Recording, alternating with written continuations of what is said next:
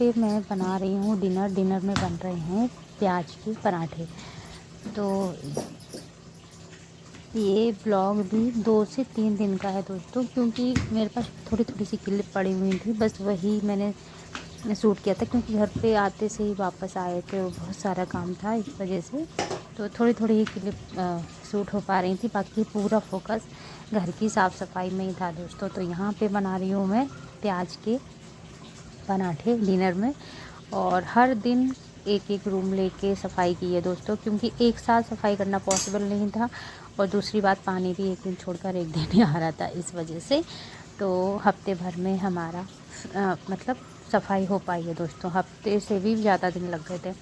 तो यहाँ पे बना रही हूँ प्याज के पराठे, और प्याज मैंने लंबी स्लाइस में कट करी थी। उसके बाद उसमें थोड़ा सा नमक ऐड किया, मतलब स्वाद के हिसाब से। लाल मिर्च पाउडर डाला है, आप धनिया पाउडर डालते हैं तो आप धनिया पाउडर डाल सकते हैं पराठे में। उसके बाद आप इसमें चीज़ डाल सकते हैं, और जो मिक्स हर्ब्स वगैरह रहते हैं, सीजनिंग वगैरह जितनी भी आप डाल सकते हैं उसमें डाल सकते हैं, अगर आपका टेस्ट है अगर तो।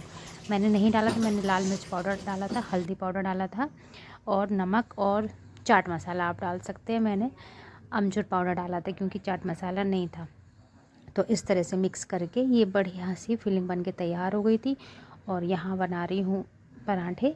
तो आप सीधे बेल के भी पराठे बना सकते थे, या फिर आप जिस तरह से मैं ये बता रही हूँ, 2 पहले रोटी बेल लीजिए अच्छे से पतली, और उसके बाद उसके अंदर फिलिंग भर के बना सकते हैं। अगर आपसे नहीं बन रहे हो तो वैसे मैंने जो फर्स्ट बनाया है, मुझे वही तरीका सबसे बेस्ट लगता है, कि एक रोटी की तरह थोड़ी मोटी सी बेल ली, और उसके बाद उसमें फिलिंग रख के और चारों तरफ से फोल्ड कर दिया और बना लिया।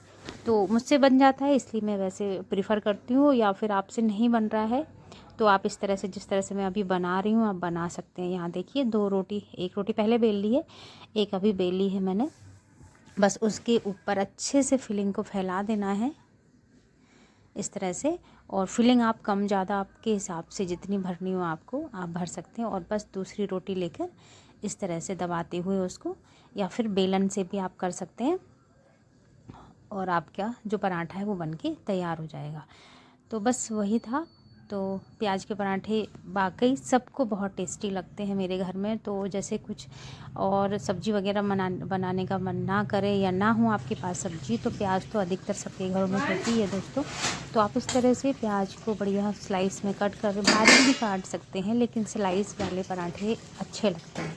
तो आप स्लाइस में पतली काट लीजिए स्लाइस, और उसके बाद आप अपने हिसाब से जितने मसाले आपको अच्छे लगते हैं उस हिसाब से मिला सकते हैं। आप इसमें बॉयल आलू भी मिक्स कर सकते हैं, मतलब थोड़ा बहुत, क्योंकि प्याज के पराठे में नहीं डलता है आलू। लेकिन आपको अगर लग रहा है कि आपको डालना है, तो आप आराम से एक छोटा सा आलू बॉयल इसमें मैश करके डाल सकते हैं। तो फिलिंग भी अच्छी सी बन जाएगी, ताकि आपसे पराठे बन जाएं। तो बस मैंने बेटे को बुलाया चखने के लिए, वो चखेगा, बताएगा कैसे बने हैं, और बस चख के चला गया था, खाया बाद में था। तो यही हमारा आज का डिनर था दोस्तों, और काम बराबर चल ही रहा है। चलिए आप वीडियो को एंजॉय कीजिए। वीडियो अच्छा लगे तो लाइक शेयर सब्सक्राइब ज़रूर करिएगा। और आज के वीडियो में वैसे रेसिपी ही है, रेसिपी भी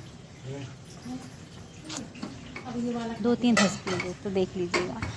तो चलिए आप लोग वीडियो एंजॉय कीजिए।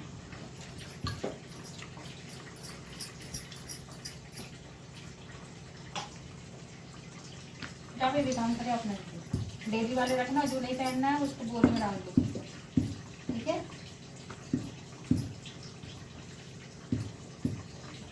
नए वाले नहीं लगाने हैं, नए वाले उधर गोदरेज में रखना है।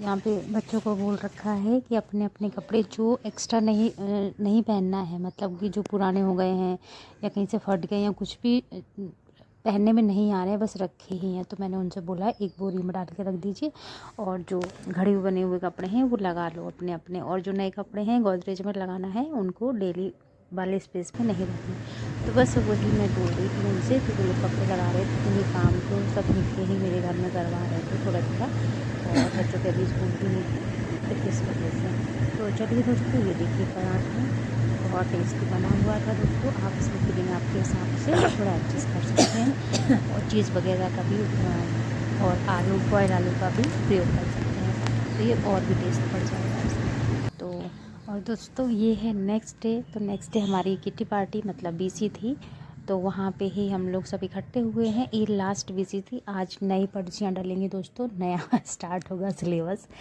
तो पुराना ख़त्म हो चुका है, 2 साल चली, ये बहुत लंबी थी, और अब है नई बीसी का। तो आज लास्ट बीसी थी, उसी दिन हम लोग अगले महीने यानी कि नई बीसी की तैयारी कर लेते हैं। तो यहाँ पे पर्ची वगैरह सब बन गई हैं और सब बात कर रहे हैं कौन रहेगा कौन नहीं रहेगा, क्योंकि कुछ फ्रेंड्स 1-2 हैं जो नहीं रह रहे इस बार। मैंने तो बोल दिया था, मैंने क्या भाभी बोला तो है ही नहीं आपने। शादी में आते सही, शादी में आए इसीलिए ज़्यादा आए। और क्या पहले ऐसे सबका ले लो कि कौन कौन है। हाँ, पहले बर्थडे वगैरह में तो कितने जाते। दीदी को भी बुला लो, रुको ना, रुको, वो दीदी को भी आ जाने दो ना। हाँ आने दो, भाभी आ जाओ। अरे भाभी ऐसे करती रहूँ, वो तो कोई मतलब भी नहीं है। भाभी ऐसे करती रहूँ, ऐसे करती रहूँ मैं। हाँ बहन करती रहो, तो क्या दिक्कत है। डालो डालो, चल उठाना इसका। डालो डालो डालो, वो उठा लेगी अपने हिसाब से। अच्छा, एक ही उठाना है। खोल के बता दे नानी को क्या नाम है। इसका खुद का नाम है ज्योति। अरे यार फिर से करे क्या। और यहाँ पे ज्योति भाभी हाँ बीसी खुली थी, तो उन्होंने कह दिया कि मुझे नहीं चाहिए, तो फिर अगली पर्ची उठाई जा रही। तो ऐसे ही होता है दोस्तों, जिसको नहीं चाहिए होती तो फिर हम लोग अगली पर्ची उठा लेते हैं। टुकड़ों का भी नहीं आया, उनकी खुलती है हमेशा, पर वो क्या पता लेने लगी पापा के साथ। मैं कोई जरूरत नहीं है। हाँ ठीक है ना। हाँ ये बात तो है, चलो जितनी जल्दी आएगा उतनी जल्दी जाता है। आपकी मायरा ऑप्शन में रहने दो, रितु नहीं लेगी तो फिर मैं ले लूँगी। और इस तरह से बीसी वाली पार्टी हमारी ख़त्म हो चुकी है। और यहाँ पे ये है बाबू, जो कि मेरी छोटी सिस्टर को हुआ है, और आज के दिन ही खुशखबरी आई कि बेटा हो गया है। तो मैं काफ़ी टाइम से इंतज़ार कर रही थी, जब यूपी में थी, कि मेरे सामने हो जाए तो मैं थोड़ा सा रह लूँ उसके साथ, लेकिन नहीं हुआ दोस्तों। मैं 1.5 महीने रह के आई। और उसके बाद देखिए यहाँ पे बना रही हूँ फ्राई।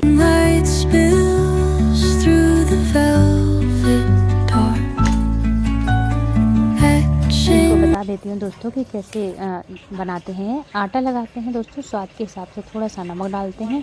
घी मीठा खाया जाता है, चीनी और घी के साथ खाया जाता है, इसीलिए आटे में हल्का सा स्वाद के हिसाब से नमक डाला जाता है। बस अच्छा सा कट्ठा सा आटा लगाया जाता है, और उसके बाद इस तरह से फरे बना के इनको बॉईल किया जाता है।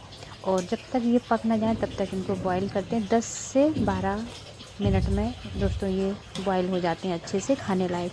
तो बस बॉईल हो जाते हैं, और उसके बाद फिर इनको निकाल के पानी को हटा देते हैं, उसमें मिलाते हैं घी और शक्कर, और इस तरह से ये फरा बन के तैयार हो जाते हैं।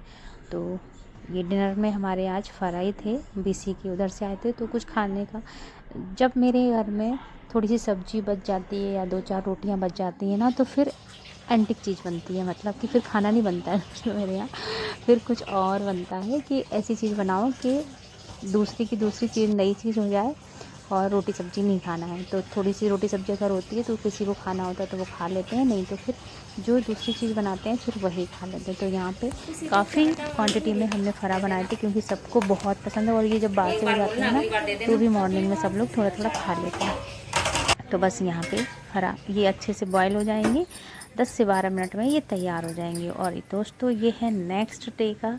तो यहाँ पे मैं बना रही थी गुलाब जामुन, क्योंकि ये जो पैकेट वाले गुलाब जामुन है दोस्तों, गिट्स वाला, तो मैं गांव ले गई थी, लेकिन वहाँ बनाने का मौका ही नहीं मिला। कभी बच्चे नहीं थे, कभी कोई नहीं था, कभी हम नहीं थे, तो इस हिसाब से वो पैकेट जैसे गया था ना वैसे ही वापस भी आ गया था।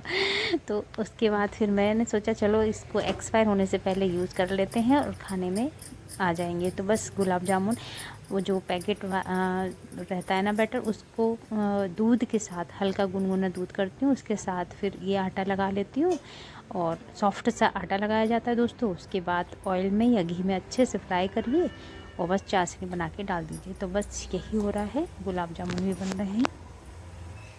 The roots stretch deep, the earth's gentle sigh, a lullaby sung to the open sky. Oh, whispering pines, sing me your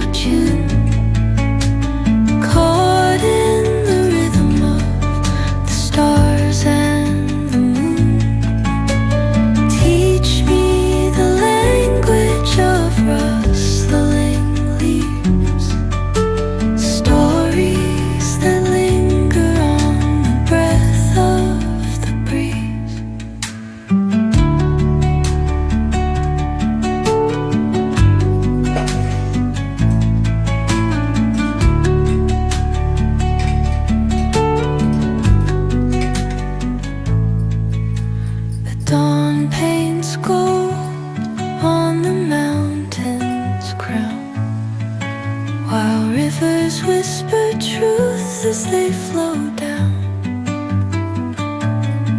and their songs entwine with the trees that stand, knotted in time by nature's hand. Each echoing step on the forest floor